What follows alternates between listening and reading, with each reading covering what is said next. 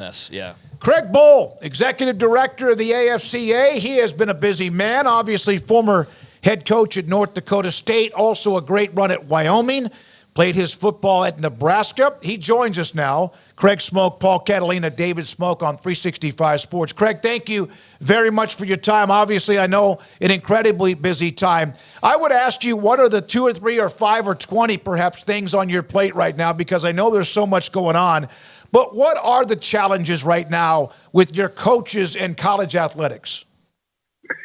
Well, I think you're hearing a clamoring all over the country, which is consistent that as coaches, we're certainly invested in this game. We don't have all the answers without question, but, a lot of our coaches, we're the boots on the ground. But how we are able to get our arms wrapped around this ever-changing landscape of college football and the stakeholders who are there to make sure that we've got some clear vision on what direction we're going as coaches. I really believe this. We're all rule followers. Once we know, where the rules are, we can coach the heck out of anything. But we just, everybody's looking, saying, okay, this is changing, that's changing. College football has always had some change, but it's kind of like at an exponential pace right now. So trying to get our arms around that. There's some angst out there. Coaches are looking for some clarity. I think a whole lot of people are looking for some clarity. Packaging that, though, with college football has never been more popular. TV ratings are off the chart. College football has now separated itself from all the other sports right behind the NFL as far as popularity. So we have a great game. We just want to keep on making it better. Coach, do you feel like the coaches have enough say in these rules when it comes to when they're made?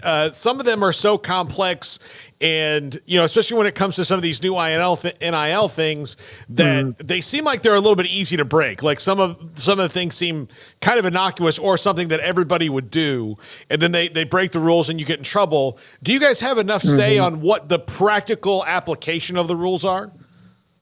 Well, if you listen to my colleagues, probably would say no. However, there's a whole lot of people who care deeply about college football. Certainly conference commissioners do. Certainly coaches do. Certainly athletic directors do. Faculty reps, presidents. There's a whole lot of people have really good intentions. I think sometimes because of the complexity of the issues, at times we'll send a message and maybe somebody doesn't get the memo. And what also is occurring is while you have a lot of really super invested people who have great competency, whenever you're changing some things, to get the true message out, I think sometimes can be complicated. And then other people just really understanding. And so that's some of the challenges. I was a head coach for 21 years, and I served on a lot of NCAA committees. And I did notice within the last couple of years, much more of a faster pace of the changing of landscape as coaches. We're not saying we are the voice, but I believe that we feel like we should. And I think by and large, we have a seat at the table.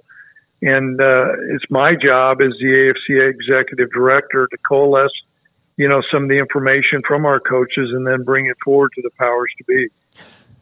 Coach, and I'm going to always call you that, Craig, you say at the table, and now there's a chance that the table is a bigger table than a little bit slightly bigger table, and you've been a part of where North Dakota State was, where Wyoming is, and now there's the thought about there might be even a bigger table with less people at it. What is that battle in your opinion? How do the coaches think about that? Yeah, that's an ever product of a conversation, and you have all kinds of different opinions. There's going to be many things that get sorted out. I think as you're seeing the change of the landscape changing, one thing that we still have within college football is, a lot of really good teams that are out there. Some of these decisions that are being made, I think we need to take a really, really holistic look and say, okay, what is good for college football? How narrow do we need to get? because there are some differences. As I transitioned from NDSU, which operated at a really high level at FCS football, and I went to Wyoming in a great conference. There was challenges that we had there, and some of our challenges were somewhat different than what the coach at Wisconsin had or the coach at Washington had, just to pick out a couple other W's. And so to put everybody under the umbrella, you got to start as you look and say, okay, can we move forward here in a fashion that makes sense? And so these are strategic decisions that I know a lot of people are looking at. I think we have a great game. Certainly, it's going to change. Do I have the silver bullet and say, okay, we need to make a change within FBS football? I think before we do that, if that's out there, I think we got to take a real hard look under the hood and say, okay, what are some decisions that are going to be made? How is this going to be beneficial? Is there going to be some fallout from it that may not be good? And so I don't have the answers. I do have a lot of experience. While I didn't operate as a head coach at a quote big time school, I spent a lot of years at the University of Nebraska, and at that time we were winning national championships, and Coach Osborne was always transparent with us on where things were at. And so I see the change of landscape. I don't have the exact answer. I know a lot of people are looking at that. Craig Bohl, the AFCA Executive Director, with us on 365 Sports. So there was arms races always about facilities. Someone needed like a waterfall or whatever. And now we see what's happening with coaching salaries. This is democracy. People can make whatever their value might be. But also the carousel, the realignment. Which of NIL, transfer portal, is there one more important than the other, or are they all together? They're all interconnected. They're all strung together like one of those puppets up on a stage. And I don't want to equate it to a small thing like a puppet, but they all are interconnected. And we have a great game. And this is what I think the stakeholders all across the country are excited about, but they're concerned about, saying, okay, are we jeopardizing some things? Are we losing the academic mission of a school? Are we compromising some things? Maybe we are, maybe we aren't. But these are all things that I think we can no longer just take the 64,000 foot view. I think we gotta dig into the weeds and peel back some onions and recognizing that we are an academic institution, that these values and the things that we're doing align with things certainly have changed. But I think once we veer off that path, and this is where some of the stakeholders now are looking, going, okay, are we headed down the right path? There's some good things, but as we take this next step, let's take a measured step. Is that something easier said than done, though, when you have all the egos and all that in the room? Well, as you said in the room, what you do recognize is people really care and they have good intentions. So it's not like you have ill-intended people. People do care about college football. You also have to recognize too, when you talk about egos, college football coaches, when you put a bunch of head football coaches in a room, there's a whole lot of testosterone in there. Coaches, I mean, there is. You get a lot of alpha male, and I was one of them. Yep. Okay. Yep. And I'm not too far removed. And so when you put all those guys in a room, you're going to have strong opinions, and that's okay. And so when you are talking about egos as opposed to maybe some of the other stakeholders and things like that, I think as coaches, we need to do everything we can. And by and large, they do in these head coaches meetings to put the egos aside. But you don't get to be a head football coach by being a milquetoast person and not having some strong convictions. And so for us to have any illusion that there's not going to be strong opinions being expressed, I think that's pretty naive. Coach, the calendar is the kind of hot button issue for coaches too now, because you're asked to do. I mean, I say it all the time every time I have somebody on, that third week in December is insane. Like you would need Navy SEAL like precision to do it. Effectively, even if you're doing it well, it's still chaotic. Do you think that there is a way that they can radically shift the calendar, and maybe it is like throwing out, well, this is always the date we've done something, just so it makes it reasonable to be a college coach and function now, as opposed to shoving everything into a 1 month time period like it feels like it is right now? Yeah, we're really having some frank discussions about that. Whether we come in and in our head coaches meeting, some coaches pulled me aside because they knew I was stepping in as executive director, and I had a pretty long lasting relationship with many of the guys. And so there was a good portion of guys saying, Coach, maybe we just need to look at blowing the calendar up and rewriting and just coming up with a clean slate. I do know in past history with other legislation, when I was on oversight or competition, whenever a decision is made to change something, there's some certain consequences that come about, but what does occur at times is unintended consequences. But I can tell you, you're looking at a coach that just rode off in the sunset, that my job duty, it changed significantly from the last 2 to 3 years from where it was. I mean, there was a time that we would finish a bowl game and I had Josh Allen as our coach and our quarterback. And, I spent time talking to him about his decision to maybe either go into the NFL or come back to another year and finish school. And he chose to come back another year and finish school.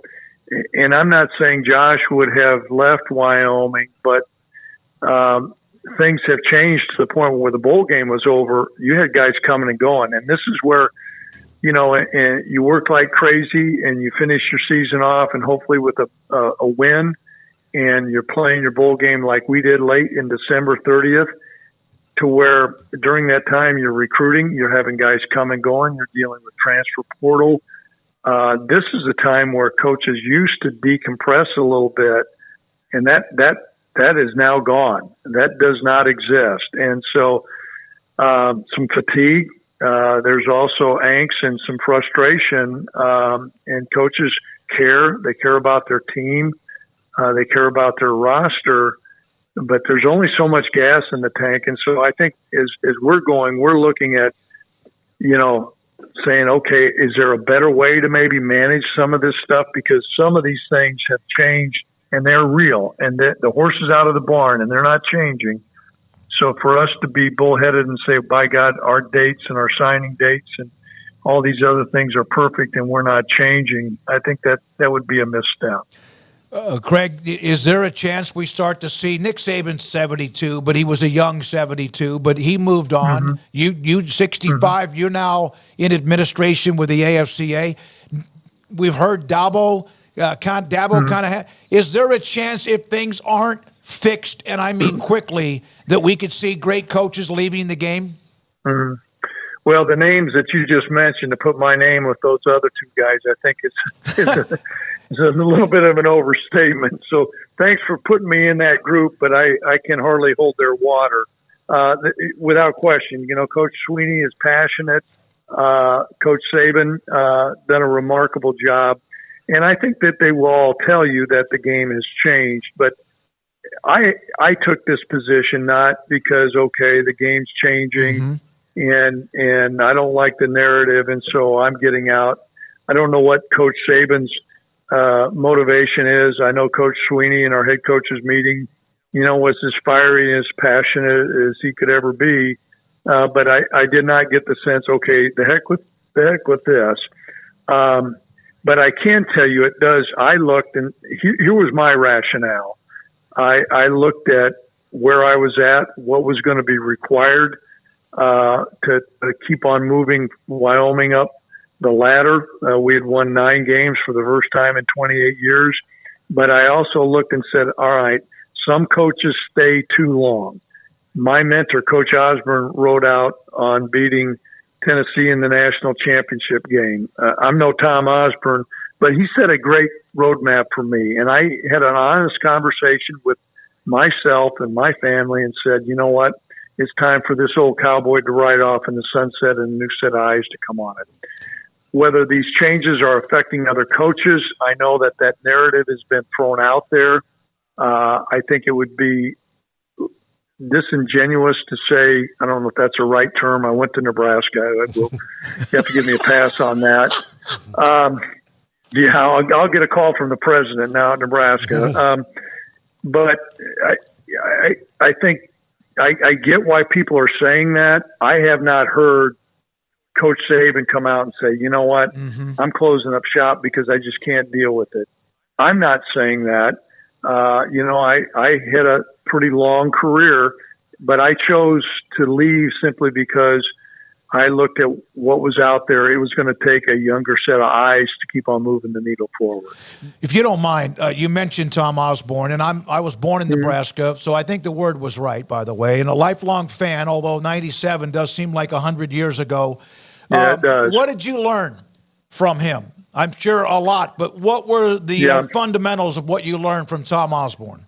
First of all, he's so humble, but he's wickedly smart. I mean, wickedly smart. And a mark to somebody who is able to take complicated situations and make them simple.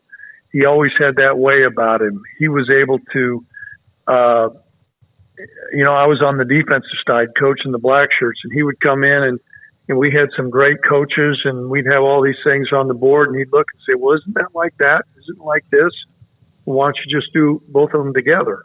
And I was like, well, I didn't think of that. And then, I didn't have a PhD. The other thing is, I think he really understood people. He understood how players learn. Coach had a PhD in educational psychology, and how we practiced was unique. And it was always amazing to other people that learned how we practiced, that they began to say, wow, there's something to that. And that had a big impact on our experience at North Dakota State while I was at a lower level. Our squads ended up going 43-2, and a lot of it had to do with our practice routines and what we were doing and how players learned. And I thought he was a masterful man there. And then the other thing he was always able to do was you really believed that you had ownership in the program. It was we, us, and our. I never heard Coach Osborne brag about himself and say, I. The only time I heard him say I is if something went wrong. Then he would say, okay, I didn't do this right. And you're looking at a man that has freeways named after him in Nebraska. And so, I don't know, it was remarkable. And he left an indelible impression on me. I would like to think that I've been able to pass along some of those things to our other head coaches now who have had a chance to work with on our staff through the years. He watched every one of our games. Like I said, wickedly smart. And was never, I'm going to shut up here about him, but was never too big to think, okay, I got it all. I can remember after 95, we had beaten Florida like a drum. And I'm studying what the Dallas Cowboys are doing. And he's in a film room watching Army versus Navy. Coach, what are you doing watching Army versus Navy? Oh, no, this is fascinating stuff. Look what they're doing here or there. Well, I'm like, well, we just won the national championship. You need to be studying what the Cowboys are doing or somebody else is doing. No, this is fascinating. And so that 1997 game, if you pull out video of it, we jumped in a couple sets that were run by Army and Navy during that game. And so, you know what, he learned from everybody. And so he's still rocking along. But those icons like him, there's not very many of them out there anymore. Coach, I was just looking at the roster of just the 97 team. which it's insane. It's insane. First of all, I need you to, in your new position, that you have some sway now, bring fullbacks back. I don't know how you can do that, but let's bring that back. You know what? You look up in Wyoming, we had a fullback on it. Matt Rule. I know. Matt Rule's got a fullback back. Yeah. You got like 6 of them. Yeah. Yeah. Well, I got some stroke, but I don't know if I have enough to walk in a meeting and demand everybody put the fullback back. Yeah. Well, I mean, if you do, I'd greatly appreciate it. But I just had this thought. When you guys went full contact in practice, which is obviously a lot different now, but between those offensive and defensive lines, what was the sound like? Because those were the two best units that were of that in the country, and it was just dudes. Like, even you went 2s on 2s, it's still dudes after that. No, here's what I will tell you, and I've not ever made this statement, but if you have some Nebraska listeners out there, they would say, Coach, what was the best football you ever saw in Memorial Stadium? What game? What game that you saw when you were coaching the Huskers was the best competition out there? This is what I'll tell you. If I reel back, it was 1995. It was the week, not the week of, the week before, or not during the game. We were playing Oklahoma. We were number 1, and it was a Friday. And Coach walks in and says, "We're going scrimmage today, live." And I'm like, "Holy buckets! We're number 1. We're number 1 in the country, and we're going to go out and go play scrimmage." Yeah, Craigle, that's what we're going to do. So we walked out in Memorial Stadium, gates were locked, and we had the number 1 offense in the country going against the number 1 defense in the country. And it was the best football that I have ever seen, and it was intense. And I hate to say it, it ended up in a huge, big fight. And Coach Osborne blowing his whistle, and he would never cuss, unlike me, but his sharpest words were, "Dadgummit, dadgummit, dadgummit, quick." And then he pulls me off the side. "Craigle, what is going on?" I said, "Coach, you got to realize you got the big alpha dogs out there. Yeah. And you're putting them out there at the end of the year. Those dogs are going to hunt like that. And that's what you got." And but I can tell you, if you went down the names of those guys, they all played in the NFL for a long time, and it was as intense as it could be, and it was take no prisoners. Yeah, that was such a great run. I mean, that's like the 92 Dream Team scrimmage game. That's what that sounds like, where everybody asked like what the best game that they played in. It was like, Michael Jordan was fighting with the scrimmage between the two sides. Yeah. Craig, I know you got to go, and go ahead. Go ahead. No, I just say it was really special, but please go ahead, guys. Thanks for having me on. If you don't mind, one more question. Grant Teaff, Baylor, AFCA Executive Director, Todd Berry, who was the one who followed him at the AFCA. What were your memories of meeting Grant Teaff, or what impact he may have had? Well, I had been a young coach at Rice University. I was the defensive coordinator when we were in the Southwest Conference.